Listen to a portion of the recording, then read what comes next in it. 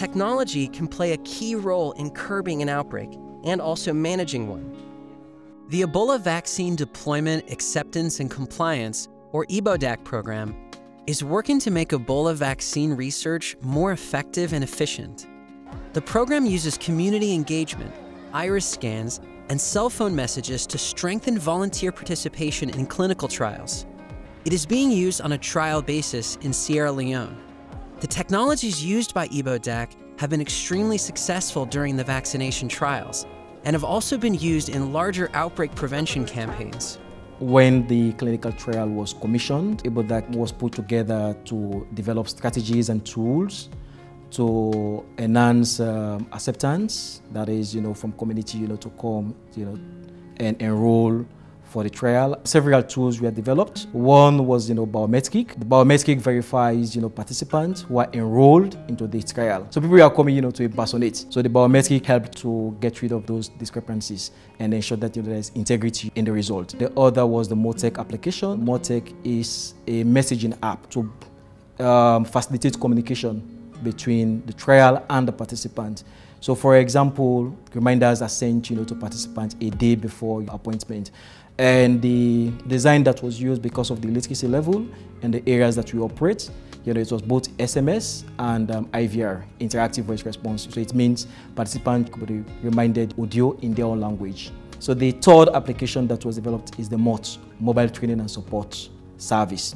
It provides remote training for health workers in an emergency outbreak. So now that there is COVID, it's one of the tools that we are using to train health workers remotely. We had this long-term, vision, of supporting the government, not just during the trial period, but also to strengthen, the ministry in responding, to outbreak like Ebola. So what we did was to develop this tool and hand it over to government. EBODAC has been affected by COVID-19 in terms of participants, flows in the clinic. People were a bit, scared, worried, that, these people, that are here, to do this trial, they want to bring COVID, to our communities. But because we are embedded, in those communities, we are able, to allay their fears. We are able to engage, stakeholders, able to engage community people. Because of COVID, community meetings were not held. So we use, for example, the MOTEC application. The Rwandan government has also partnered with EBODAC on a mass vaccination campaign. The government of Rwanda embarked in a mass vaccination campaign. We've partnered with EBODAC. We are in an at-risk region, so we commenced an ambitious vaccination campaign that has the objective of vaccinating up to 200,000 Rwandans living in region bordering the DRC. I'm coming to take the vaccination because I want to protect myself and my community. Welcome everyone to the panel discussion, EBODAC Enabling Technologies. My name is Annick Willems and I'm the co-lead of the EBODAC Consortium, and I will be moderating this session today. So within the EBODAC program, we have developed a set of technologies like automated phone messages for participants in a vaccination trial or a campaign, a digital training platform for community health workers, and a biometric identification solution. Now, over the past 6 years, we have learned a lot on using these technologies in support of Ebola vaccination trials and campaigns. And today we would like to share that experience and also invite others to share their perspective on technologies in these settings. So let's start with introducing the panel for this discussion. We have Dr. Wendy Lennertz, Executive Director, TIP Global Health. Wendy is a medical director and has rolled out a healthcare delivery platform in Rwanda. She also was an informal advisor to WHO's new digital health strategy. Then we have Gigi Gatti, Director Technology for Development at Grameen Foundation. Gigi is working to positively impact lives, especially women, through the relevant use of technology. Robert Kanwagi, is Program Director at World Vision Ireland. And as part of Ibodec, Robert has built a lot of expertise on the implementation of different technology solutions, like the biometric identification solution in Sierra Leone and other countries. And lastly, we have Romain Rutte. Romain is Head of Disease Management Programs at Johnson & Johnson Global Public Health. Romain is leading a team that is deploying digital patient engagement solutions in resource-limited settings, and also has more than 30 years of experience in data management and information technology. So I'm inviting you to the discussion on enabling technologies, and let's start maybe with the experience from the team on the ground in Sierra Leone. So Robert, maybe first to you. Can you talk about the Ibodec technologies that were used in the Ebola vaccination trials in Sierra Leone, and what were the benefits perceived by people using the technology? Thank you, Anik. It's good to share the evolution of the technology in Sierra Leone, especially the biometric, the messaging, and the booking app. When we started in 2015, we began with the first generation kit, which was a box about 20 to 22 kilograms in terms of weight. It needed to fit on a desk space. And then you needed about 2 chairs, one for the participant and one for the operator. It also needed to have a biometric manager who had special rights for approval. So it was a first generation kit, but it was good enough to serve the purpose. But given the fact that we are working in an emergency setting or a response setting, as it were at that time, movement of the kit was not something that was easy. You needed a vehicle or a motorbike for you to move the kit from one clinic to another. The kit, when introduced, we found that there was hardly any experience in terms of human resource on how to operate kits, because biometric kits are usually used in Africa for immigration and security purposes. So we had to hire local staff whom we had to take through a series, in fact, 2 weeks training, where we had to get experts from Belgium, from Zetis and Janssen, to come and train our team. And then they had on-job training to help them acquire the necessary skills. Once we used this tool, it is a tool that had 3 units on it. It had the iris scan, it had the bio fingerprints, which you had to capture.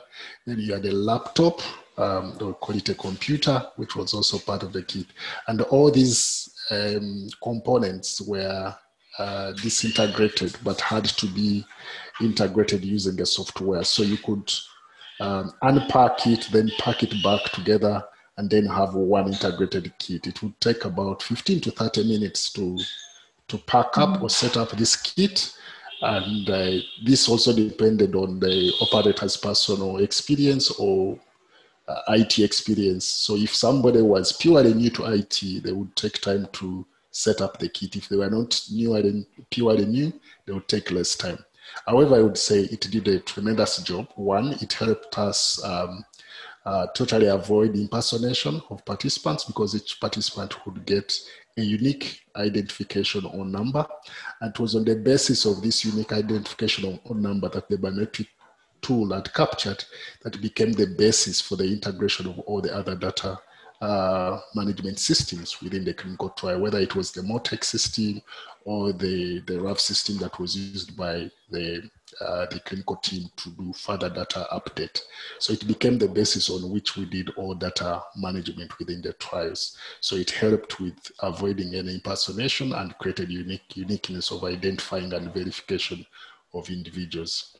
The other thing that this kit also supported us with, using, of course, with the integration of MOTEC, it meant that we would easily then generate reports of the biometric identification through MOTEC that the clinical teams would use.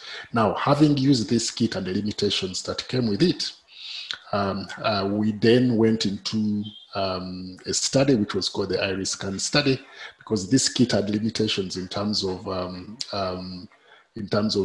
verification or records for minors below 5 years. We couldn't use it. We could only do with people or children above 5 and adults. So we had a study in Sierra Leone and Belgium, and this study in Sierra Leone was targeted more than 400 children, which helped us to transform the lessons we have learned from the first generation kit into a tablet kit, which is basically a tablet, small. You can carry it in your hands. You can take the iris of the children. You can take the iris of the adults. It would take 2 eyes at the same time, which the first generation kit could not do. You had to take one eye, then turn the other eye and take. This could take both, which became a much more usable and portable kit to use, because everything was integrated into that small tablet that I could just put into my bag, run around with it to the clinic, work, and even easily. You did not need a biometric manager. You didn't need a technician. You simply needed one operator. So the nurses could definitely operate this kit, which was not the case before. We needed a separate room for the first generation. We didn't need a separate room for the tablet. So after the evolution and the lessons learned on the Ebovax Alone trial using the tablet, then we went into what I would call was the next level of the kit, which was now called the Connect for Life. The Connect for Life brought on something really interesting, because it now integrated everything that was disintegrated but integrated in the first generation kit into one. We could do the MOTEC using the Connect for Life. That is the messaging which was being set out. We could do the booking app using the Connect for Life, which was disintegrated in the first generation kit. And then 2, we could do the biometrics. 3, we could do the biometrics. So it was doing 3 in 1, just again, a small tablet. The other uniqueness about the Connect for Life, when we then now transited into Rwanda, it also had its own server, which was portable in the field, a Sechua server, which we didn't have in the first generation kit, because we used to have one central server in Belgium, and you needed to synchronize with all the central server for it to pick data from all the tablets that were available.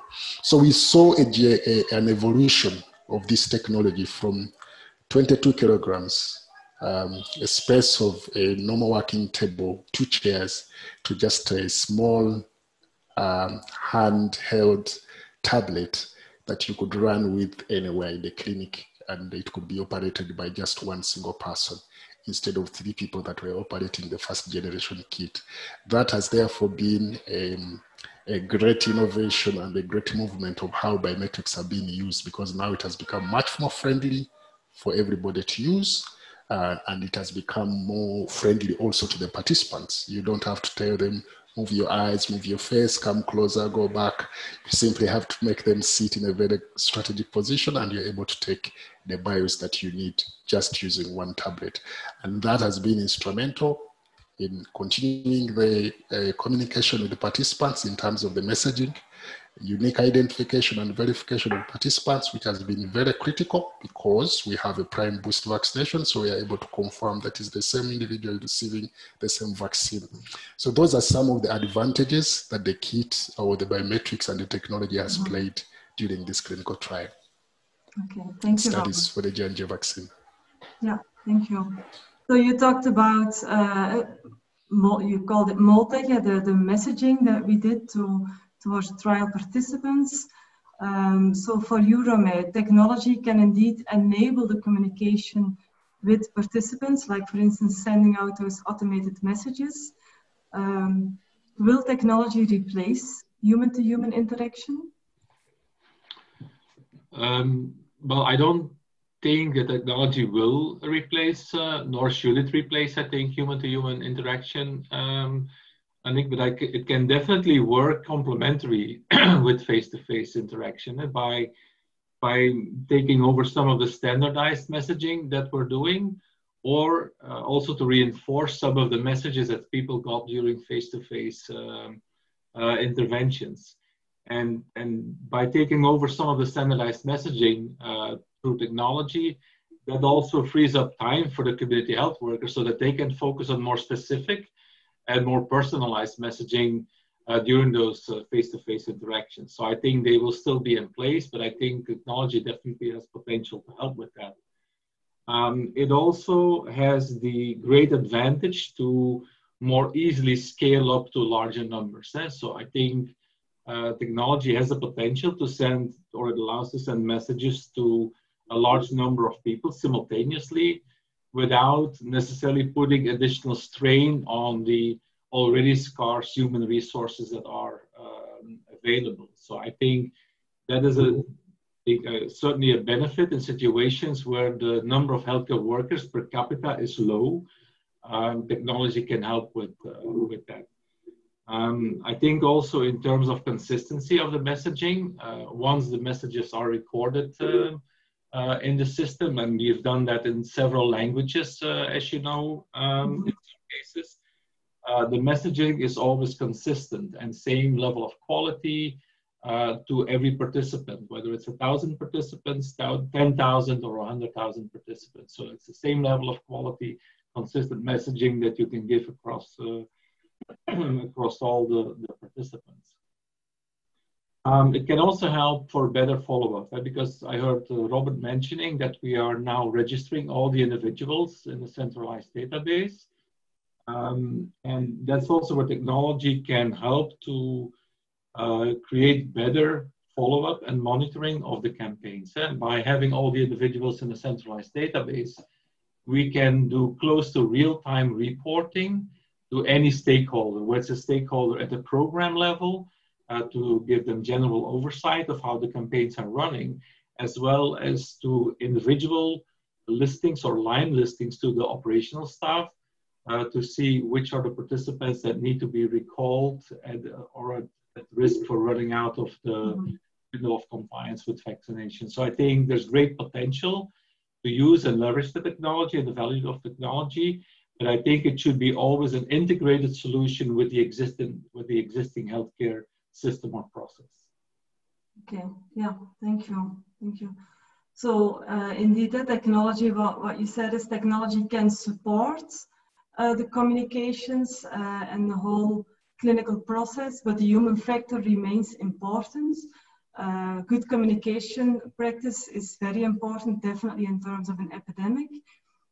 We know that community health workers have a major role to play in that communication process and in engaging with the communities. They're a trusted source of information.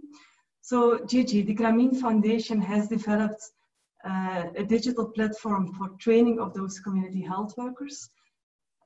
Can you maybe very shortly describe the solution, the digital platform, and how this platform can be used in vaccination programs or other major health interventions during an epidemic like Ebola? Yes, so thank you, Anik, so much for that question. And MOTS, as you had mentioned, is the Ebola Mobile Training Program, or in short, MOTS, is a cloud-based platform composed of two main parts. Yeah, the training administration component and the reporting component. The training administration component is actually used to register mobile phones of community health workers, and it is also used to assign training modules to the community health workers. Whereas the reporting dashboard provides a decentralized reporting functionality to the different supervisors of the healthcare workers to track progress of the training program and monitor success at the individual level. So not as a general, training program, but rather really very specific to the individual. Now, MOTS links to a third-party interactive voice response, or the IVR provider, in this case, Viamo. The IVR system, simply put, acts as the front end, and the community health workers access the training service by calling a number linked to the IVR service. The IVR service will hang up so that the calling party is not charged, and call back the caller so that the audio-based training can then start. So the MOTS training is simply listening to a phone call, in other words, right? And what's good about this system is that it can function with the most basic call and text phones. There is no need for any complicated phone sets, not even an Android phone.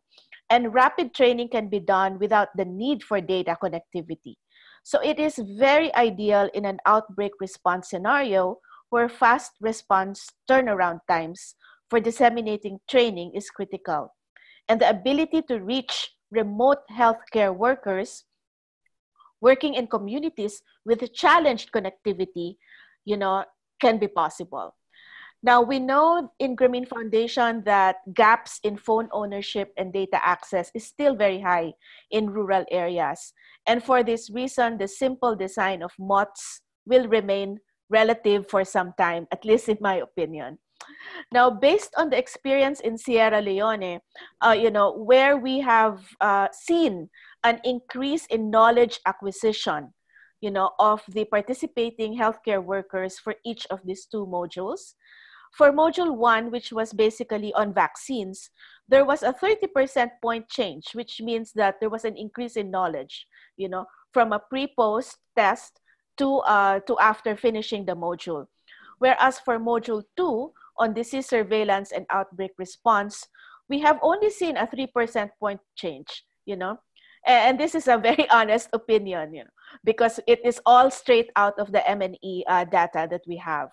So in other words, the extent of knowledge change was higher with the vaccine training compared to the disease surveillance or the outbreak response module. But there are many factors. We cannot conclude that it's not, effective, because there are actually many factors that are affecting the increase in knowledge acquisition. And we believe that most of this can be further improved.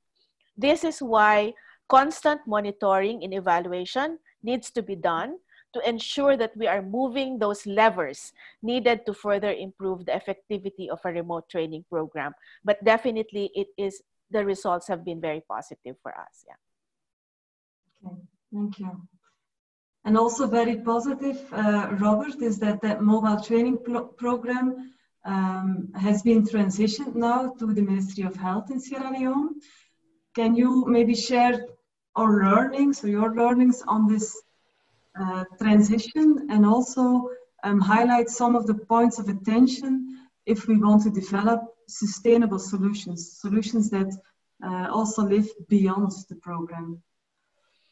Yes, I think the strength of our approach for MOTS is also found in the initial development of the MOTS platform, how we involved the key stakeholders in the development, because at the start, we actually did a meeting with the CHWs to try and generate the idea together and say whether this is something that really would be acceptable, would be user-friendly, and in what format they really wanted it. So that was the beginning of building our sustainability initiative. Because if the CHWs take a tool and they don't feel that it is a tool they can use, then even if you had good relationships with government, the chances that it will be rejected are high. Then the second thing we did is that we became members, official members of the eHealth Hub in Sierra Leone as EBODAC program. We had strategic meetings with the Ministry of Policy and Planning, with the Ministry of Health in Sierra Leone, and the Ministry of IT. So we worked together, and the CHW Hub in the generation, definition, the development of the entire program right from the start, the rollout of the program in terms of what materials were developed, which districts were selected for the pilot, for the rollout, the supervision. All these roles and responsibilities for the MOTS rollout were clearly defined between the consortium and the government key players. And as we did this, we came up with what we call the roadmap to MOTS sustainability, where the government took responsibility for what they were supposed to do, and EBODAC as the consortium took responsibility. In fact, the government of Sierra Leone invested about $56,000 in the roadmap to the sustainability.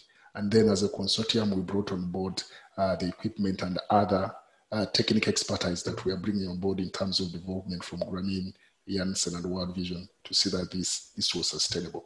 I think one of the things I would say that leads to sustainability of programs is thinking about sustainability at the start, not during the implementation. So that both all partners know this is not a project. The MOTS was not a project. It was a solution that we wanted fully integrated within the government health system into their infrastructure so that they can take it up to roll it out after EBODAC. Once we agreed on that and the roles were clear, it became easier for them to commit resources and even commit human resource. They have committed an IT manager and they have committed the CHW manager as the key implementers of this sustainability program in Sierra Leone. What are some of the things we need to think about when we are working about solution? Do we base the human-centered approach on the solution we are developing? Or is it a solution we are developing because we have the means in terms of money and the technology expertise to develop something fancy, but may not actually work when you go to the field? So the fact that we had CHWs in the idea generation and testing gave us an opportunity to come up with something that was acceptable to them, and they could now talk to their government and say, this is a tool we want. So that is one of the things I would highly recommend. The other one is clarifying roles with the government. So the governments do not think this is a project which has money, they want to throw it to us, so let's accept it, whether we do our part or not. We agreed this was not a project. We wanted it to be an example within Sierra Leone how partners can come and work with the government and transit solutions that outlive projects. And this was the agreement that the ES Hub took on, and they continue to use the MOTS and the EBODAC as a model of the way businesses are supposed to be done in terms of sustainability. Okay, thank you, Robert. So, yeah, so Wendy, we've heard now on the work that was done in Sierra Leone and how the solution has been adopted by the government in Sierra Leone. So continuing on that topic of sustainability, from your experience in working with health workers in Rwanda and introducing technology in their working procedures, what can we do in your experience, what can we do to increase the level of adoption of digital solutions by health workers and by governments? And can digital solutions maybe help to make the life of health workers easier? Thank you, Annick. And this is such an honor to be a part of an incredible group of people and really important work that you are all doing, especially during this time of the COVID pandemic, where I think a lot of the learnings that you've had through the Ebola vaccine trials will really come to play out in the pandemic that we're currently in. As you mentioned earlier, I'm a physician. I practice in the United States and also 15 years working with healthcare workers in Rwanda.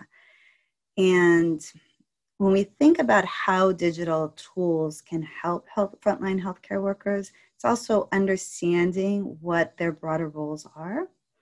Because as we think about frontline healthcare in the setting of primary healthcare, where healthcare workers are expected to do more for more people more often, if we're successful. If everyone has access to universal healthcare coverage, everyone has primary healthcare access, they will be doing more and more and more. And we already have a shortfall of 18 million frontline healthcare workers. So how do we build systems that are going to enable the work of these healthcare workers and encourage new people to join in? My experience, both actually in Rwanda and in the United States, is quite similar in that we have found that digital tools at the front line should do three things. One is to decrease workloads. Two is to facilitate the relationship between the healthcare worker and the patient or the person that they're caring for. And then three, making data meaningful for that relationship, meaning that the data is meaningful for the healthcare worker and it's meaningful for her patient or his patient. And we've created EHESA as a digital platform that we talked about, you mentioned earlier, that was designed to do that. It's designed to build from the existing system, but be used as a data collection tool that facilitates workloads. It's designed to be used on a tablet, as Robert was describing the system that he's currently working with. And it brings the data into the system in a way that can be used to share data trends and meaningful information to the patients, and then also streamlines reporting up to the Ministry of Health. So for the context of this conversation, what I think is the most important in terms of your question about ownership and engagement and building stakeholder commitment to the ongoing work, I think about our methodology, which is listen, learn, co-design. And it goes back to what Robert was saying, where we really think about first understanding who are the stakeholders at every level, from the frontline healthcare worker all the way to the Ministry of Health, and then beyond, if that's appropriate. Listen to each of those stakeholders to really understand their perspectives on the goals and the needs. And then also, second being learn, understanding what the actual resources are, the actual protocols, the actual existing tools are, and then co-design an intervention or the system in a way that addresses all of those various pieces of information. So build from existing systems, listens to needs of frontline healthcare workers while also understanding the constraints of government and finding a way to find that common ground. And so that's what I would say, that's been our experience, is what has been the most helpful. I think that these tools that you've created are so important because of the process that you took of understanding frontline healthcare workers, what their needs are and their challenges are. In particular, those challenges that you mentioned of messaging, of identification and training, those are all critical pieces that can be used all together or in separate components to really build existing systems. Thank you. So now that we have all those solutions, digital solutions in place, and we know that they can be useful in support of programs, vaccination programs and healthcare interventions. How do we make sure that we reach everyone with these digital platforms? So in other words, how do we achieve digital inclusion of also the underserved populations and specifically women? Yeah, this is a topic that is particularly very important in our work in Grameen Foundation. So we do know, and it's not a myth, that the gender digital divide is very real. Especially, this is magnified in rural areas. Mm-hmm. So it is very important that when we design technology solutions, we are actually designing for those who have the least access and least able to use in terms of digital literacy. For example, it is important to understand who owns the phone in the household, how the phone is used. Do the women get to use the phone? Who has influence in encouraging the women to use a phone and be comfortable with it? Sometimes it's the children. Is it her peer group, for instance? Is it her spouse? Or is it a community leader that she works with, and trusts? So unfortunately, in many cases, women are still not owning the phones directly. So we need to understand who are what I would call her digital influencers, and how information that is received by her digital influencers are also communicated, trickling down, shown and discussed with her. Now, these solutions can span from a very comprehensive approach, to a very simple approach. And a comprehensive approach that we have been using in Grameen Foundation includes engaging the whole household in dialogues, so that women are included in these dialogues. Training savings groups, for instance, where women are actually, normally pooling together their assets and resources, is a very good conduit for starting to discuss, some form of digital literacy. Sensitizing extension workers, for instance, on how to involve women intentionally when they train via mobile devices. And it can also be as simple as capping a mobile-based training with an SMS reminder that, hey, whatever you learn, can you please discuss it, at home with your spouse, or with the women in your household. So in addition, there are topics that we can include in the training that speaks to women. For example, just recently in our work for MOTS, using MOTS for COVID-19, we included some mental health messages specifically crafted for women to support roles that women play as mothers, wives, and as caretakers, as an example. Thank you. So maybe as a closing question for all of you, where do you see technologies making a difference in the next decade or maybe even longer with respect to healthcare interventions in epidemics like Ebola and, like you mentioned, COVID-19? So, and what do we feel still needs to be done to get there, to make a real difference in the next decades? So maybe, Romain, if you can start. Yeah, I think we heard a few times already that I think we need to ensure, so technology does have great potential to help out in healthcare, but we should be very careful that we make sure that the technology is aligned with the issue or the problem that we all want to address. And also, like Gigi mentioned, that we understand how technology is being used in the community. I think we try to always use appropriate technology. That's what we call it. So we are often asked, why aren't you using smartphones? Why aren't you using the new devices in these communities? But Gigi also mentioned even the very simple interventions using feature phones and IVR are still very relevant to the communities where we work. So if we want to be very inclusive, we can definitely leverage technology, but we should be very careful not to lose people that don't have access to the very advanced tools at the same time. So I think we need to strike the balance between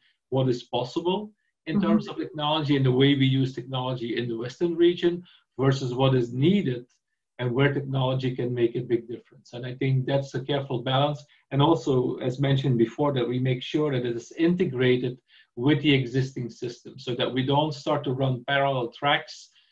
Because if we want to drive local ownership and adoption, that integration, I think, is critically important for technology to make a difference towards the future.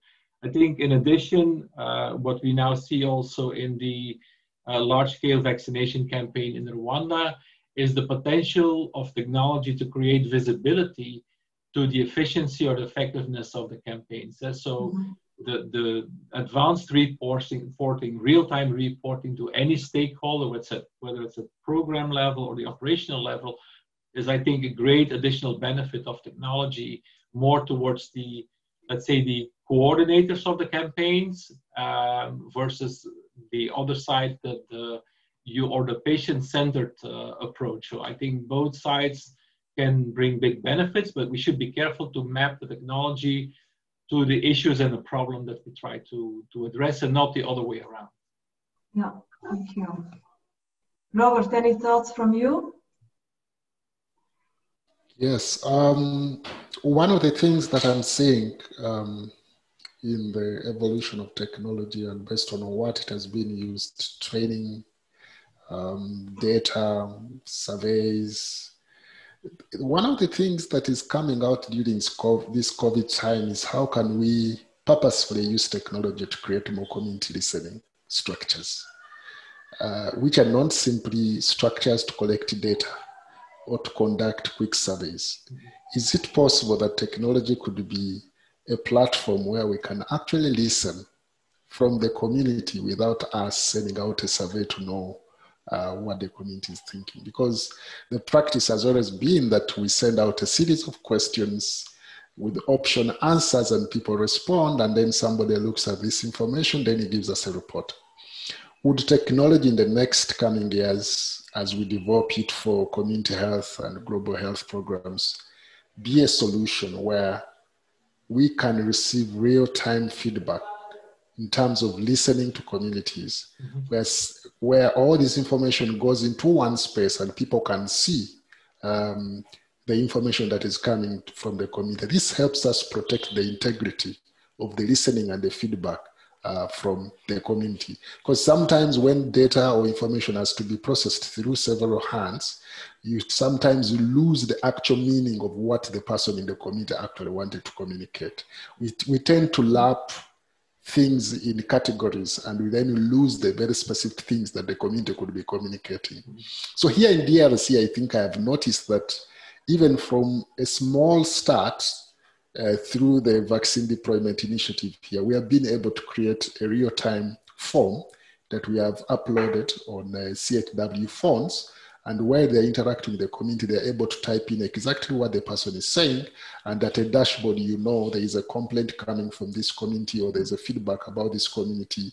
This is what the actual feedback from the community is coming. And then we're able to quickly think through what that response would mean, what are the issues, and then respond. I think COVID has taught us that top-bottom messaging and the information overload can lead to a lot of confusion, even if it was intended for the right purposes. And then we seem not to have a structure that brings back what is it that the community is saying about what we are communicating down real time. While in real time we are sending, we have nothing coming from below real time to tell us, okay, this is, I think, how we need to move in a very organized and aggregated way. So I see technology as helping us solve the listening and the community feedback structure that could help us understand more about communities and what we need to do beyond simply doing surveys and sending out questionnaires. Yeah, very nice. Okay. Gigi, anything you want to add?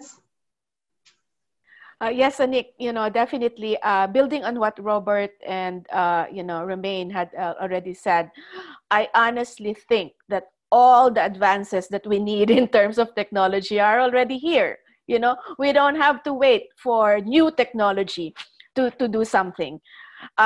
In fact, we have more than the technology that we need already to be able to deploy, effective and efficient solutions. I think what will be important is to have the partnerships, and processes in place that support the rapid deployment of a very quick, inexpensive solution that is already ready to deploy, especially for outbreak response activities.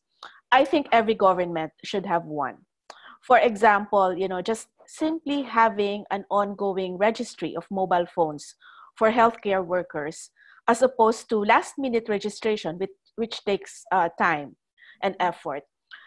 Also importantly, the technology deployment should have a process that should also include how to quickly and effectively weed out the trustworthy sources of information over those that aren't, so content can be built very quickly.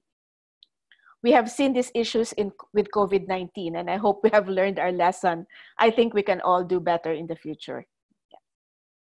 Thank you. Any closing comments from your side, Wendy? Again, I just want to say I'm so inspired by this conversation and this group of people. This is, in my mind, what digital tools should do, which is facilitate ongoing care as opposed to being the solution on its own. And I think digital tools play a huge role moving forward.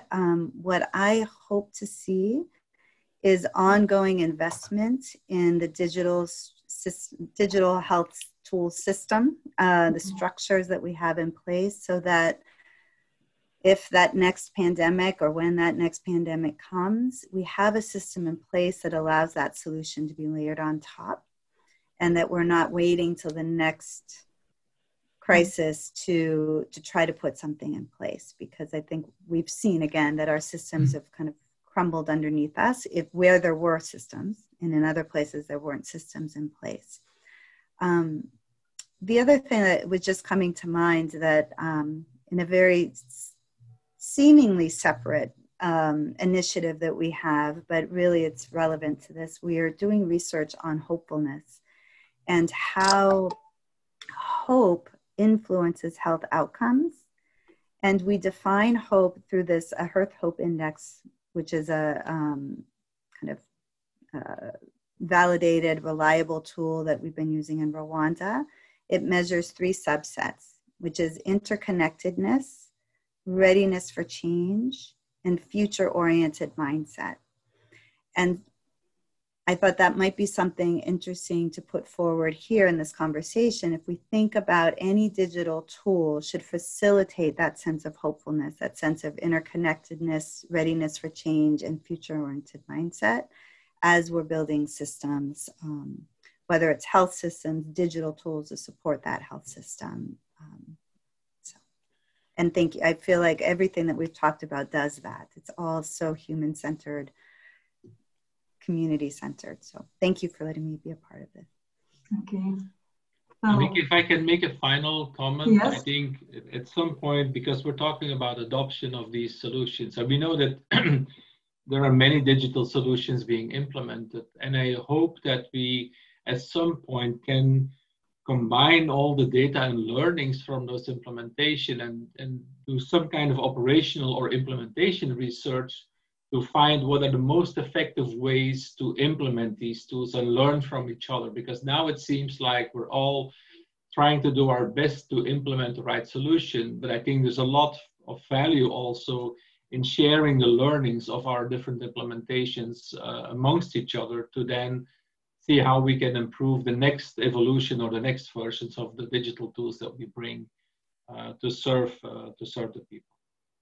Okay, yeah, thank you. That was a good addition. So, and a good conclusion also of how digital solutions, I think that is our conclusion, that digital solutions, if designed or co-designed very well, they can support scale up of healthcare intervention, they can support engaging with communities, making sure that everyone is reached.